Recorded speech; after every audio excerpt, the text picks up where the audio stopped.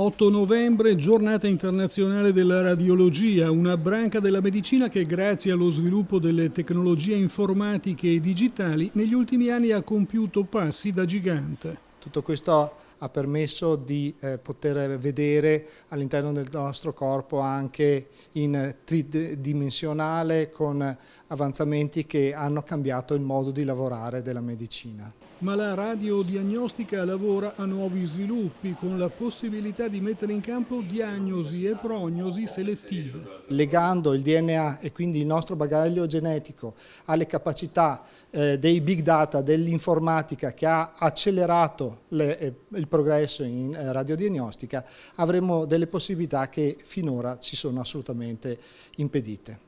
Nel 2019 in particolare la giornata della radiologia guarda al mondo dello sport. Ha permesso dei tempi di recupero sia per gli sportivi agonisti che non agonisti molto più brevi, ma non perché è aumentata la capacità di guarigione dei pazienti, ma perché la diagnosi più corretta ci permette dei tempi di recupero molto più brevi.